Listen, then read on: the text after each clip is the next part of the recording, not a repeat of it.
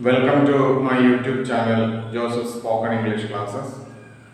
I request all of you to subscribe my channel and watch the videos. And today, in our Spoken English class, I teach you future indefinite tense. Future indefinite tense.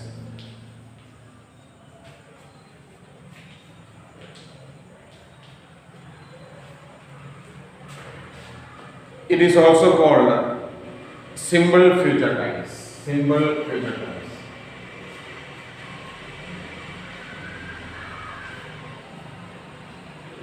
Now I am going to write some sentences in future indefinite tense on the board.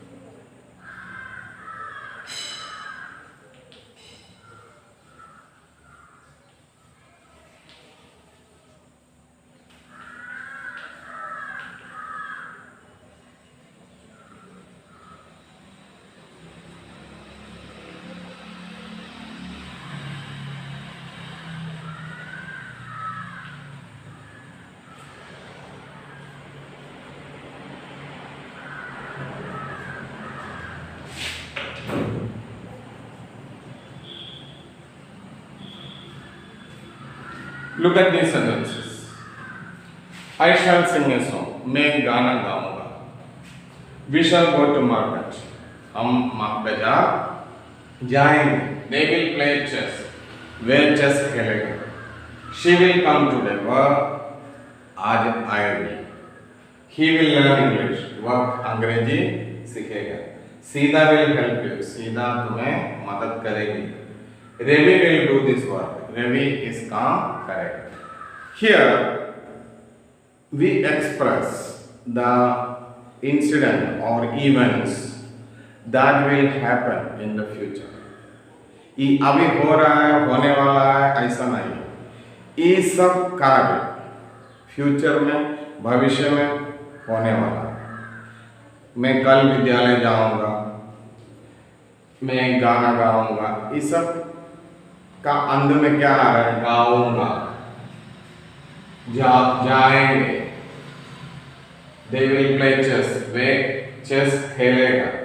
She will come today. वह आज आएगी. He will learn English. वह अंग्रेजी सीखेगा. सीधा will help you. सीधा मदद करेगी. Ravi will do this work. Ravi ये काम करेगा. तो गा गी करेगी, जाएगी.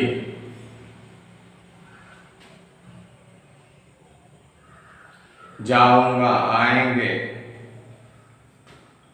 इस तरह के जो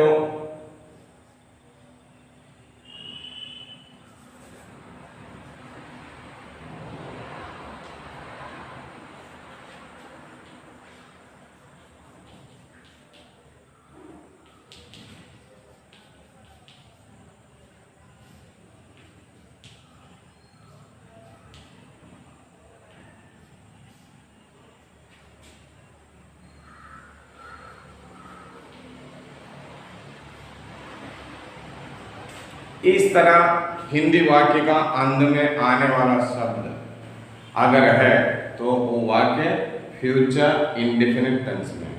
तो फ्यूचर इंडेफिनिट टेंस का पढ़ा नहीं. तो इसमें एक और बात समझना, जैसे फर्स्ट पर्सन कौन कौन सी है? फर्स्ट पर्सन आई और वी. आई और वी के साथ आपको शाल लगाना. आई और वी के साथ शाल लगाना. आई वी के साथ शाल लगेगा. और सेकंड और थर्ड पर्सन, सेकंड पर्सन क्या है? यू. यू के साथ आपको विल प्रयोग करना है. फ्यूचर इंडेफिनिट टेंस में सेकंड पर्सन के साथ विल का प्रयोग किया जाता है। You will go there, you will read a book, you will sing a song, you will help me, you will come here. तो यहाँ देखिए जहां जहां यू आ रहा है कर्ता का जगह हमें विल लगाना। अभी third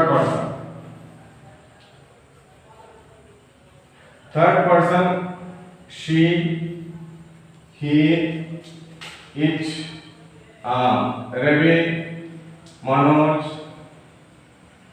Sita, whoever it may be, जिसका भी नाम आप लीजिए, ये सब कर्ता का रूप में आने पर इसके बाद क्या लगाएंगे? विल लगाना। यहाँ भी थर्ड पर्सन में भी विल का प्रयोग करना है। तो अभी एक चीज और आपको मैं समझाना चाहता हूँ, वही है फर्स्ट पर्सन आई और वी के साथ शाल लगाइए। I shall go there, I shall sing a song, I shall play football, I shall read a book, I shall give you money, I shall come here, I shall help him, I shall buy a car, I shall drive, I shall ride the cycle, I shall help them, I shall eat food. You see here, यहाँ आप देखिए I के साथ shall का प्रयोग होता है। उसी तरह है first person we shall sing a song, we shall go to school tomorrow, we shall read a book, we shall help him, we shall do this work, we shall complete our homework, we shall learn English. Here in all these sentences we see that shall is used with I and we. I और we के साथ हम लोग shall का प्रयोग करते हैं। और बाकी सब सेकंड पर्सन और थर्ड पर्सन, सेकंड पर्सन में यू आता है, यू के साथ भी विल लगाना। और थर्ड पर्सन है ही, शी, इट, रवि, सीता, मंजू, इस तरह जो भी नाम आता है जो सब्जेक्ट के जगह को किसी का भी नाम आ सकता है। Ravi will go to school, Ravi will sing a song, Manju will help her, she will come today. इस सब के साथ विल लगाना है। तो आप लोग ध्यान दीजिएगा, थर्ड पर्सन के साथ और किसी नाम के साथ विल लगाएंगे। और अभी इसका इंटरोगेटिव और नेगेटिव हम लोग कैसे बनाएंगे? इंटरोगेटिव बनाने के लिए शाल को हम लोग आगे लगाएंगे। तो शाल आई सिंग a song, shall I Singh a song. तो इसका इंटरोगेटिव कैसे बनता है मैं आपको बताता हूं।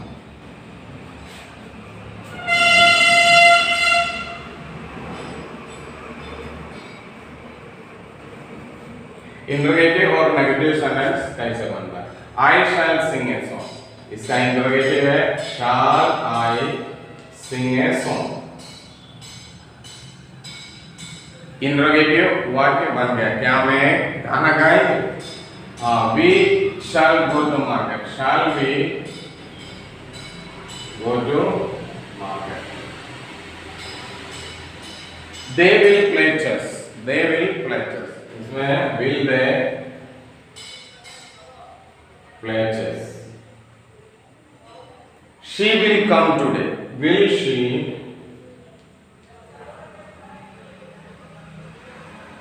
come today? He will learn English. Will he learn English? At the end of every interrogative sentence, we shall have to use question mark. Question mark आपको interrogative sentence के अंत में निश्चित रूप से लगाना। Sita will help you. Will Sita help you? Ravi will do this work. Will Ravi do this work? इस तरह हम लोग इंटरोगेटिव सेंटेंस बना सकते हैं। अभी इन वाक्यों का नेगेटिव सेंटेंस कैसे बनेगा आप ध्यान से। नेगेटिव सेंटेंस बनाने के लिए शाल का और विल के बाद आपको नोट लगाना है।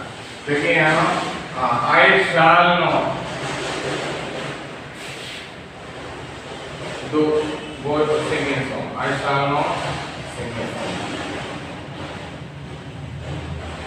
shall not का और will not का शॉर्ट फॉर्म भी है, आप ध्यान दीजिएगा।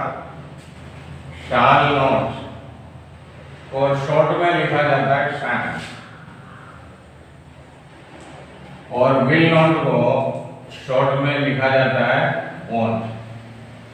ये आप ध्यान दीजिएगा कि शाल नॉट और विल नॉट को हम लोग शॉर्ट फॉर्म में भी प्रयोग कर सकता है।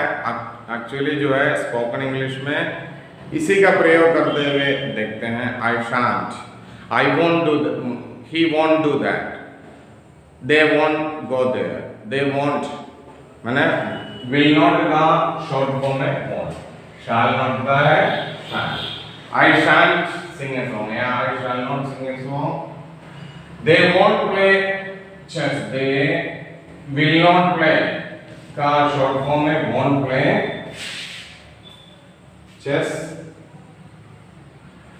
हाँ, in this way we can change these sentences into negative. Negative बनाने के लिए आपको will के बाद not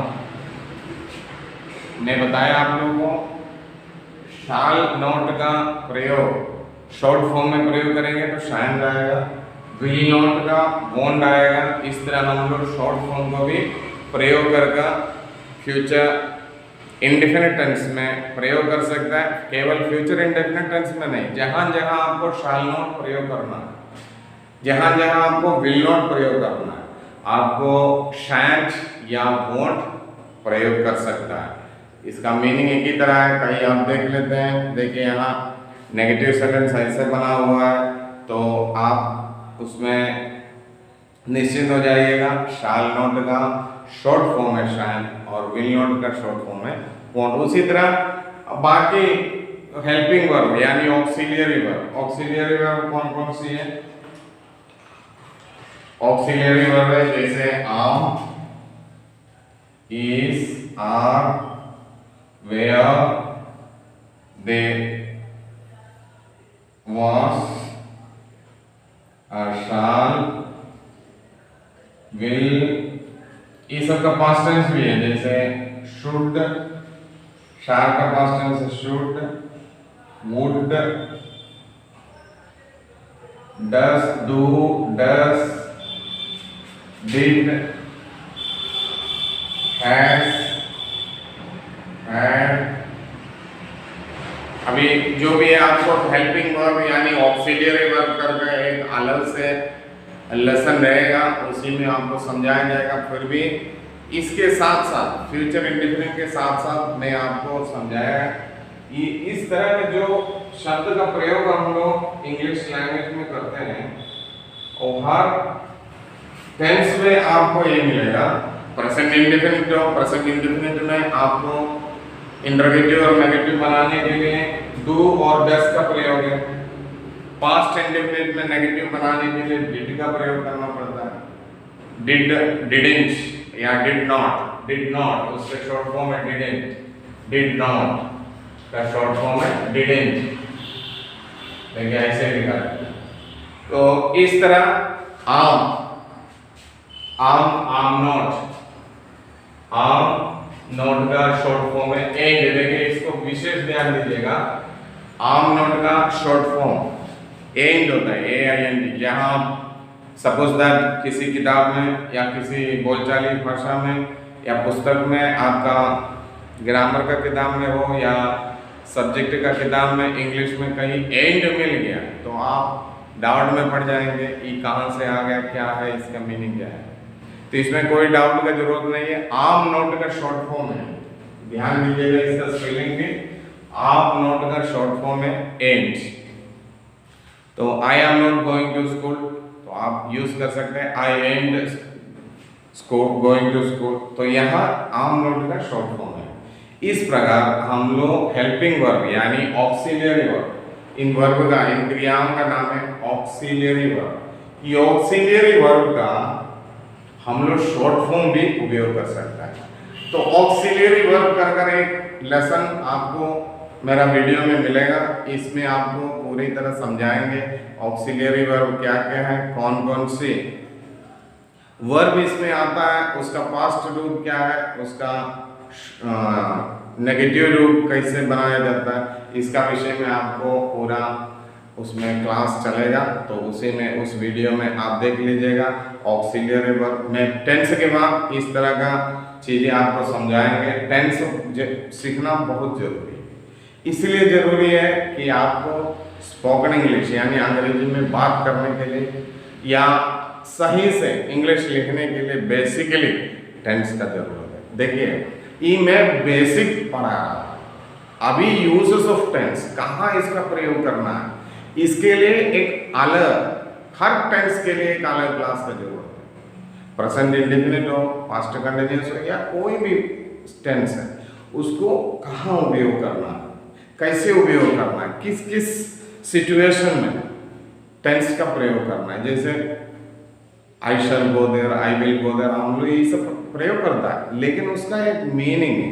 विल और शैल का प्रयोग जो है किस तरह कहाँ कहाँ कर सकते हैं, उसका मीनिंग है। जैसे ब्रडनेस है, I shall do it, he will do it, इस तरह के यूजेस हम अलग एक क्लास में आपको समझाएंगे, क्योंकि इसके साथ साथ समझाएगा तो आपको ना टेंस समझ में आएगा ना उपयोग समझ में आएगा। जब टेंस मालूम नहीं है तो आप कैसे इसका उपयोग सीख पाएंगे। तो सबसे पहले हम लोग प्रत्येक टेंस में वाक्य बनाने के लिए सीखेंगे। इस सिलसिले में हम लोग का फ्यूचर इंडेफिनिट टेंस का क्लास यहाँ मैं समाप्त कर रहा हूँ। एक और बार मैं आपको समझाना चाहता हूँ, फ्यूचर इंडेफिनिट टेंस का सेंटेंस यानी वाक्य कैसे बनता है। सबसे पहले फ्यूचर इंडेफिनिट टेंस में सब्जेक्ट चाहिए। सबसे पहले हर एक वाक्य बनने के लिए क्या चाहिए, सब्जेक्ट यानी कर्ता का जरूरत है।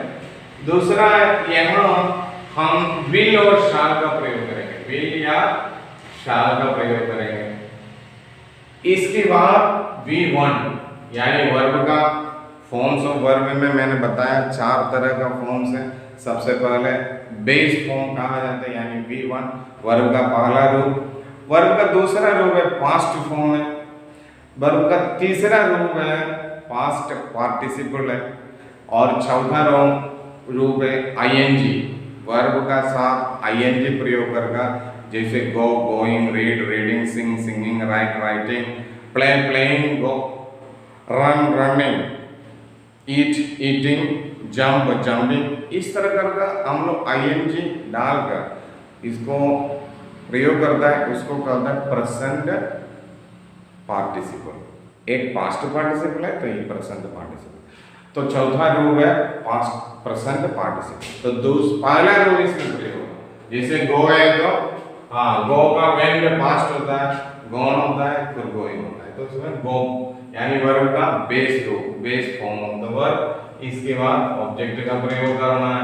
जैसे यहाँ देखिए आई shall sing a song, I subject है, शैल प्रयोग किया, सिंग वर्ब का पहला रूप है, ए सॉन्ग ऑब्जेक्ट में आएगा। क्या है, कर्म का फल क्या है, गाना हो गया। We shall go to market, यहाँ वी है, शैल प्रयोग करना है, क्योंकि फर्स्ट पर्सन आई और वी के साथ शैल प्रयोग करेंगे, सेकंड पर्सन और थर्ड पर्सन के साथ विल प्रयोग करेंगे। I think that all of you understood what is future perfect, future indefinite tense या simple future tense।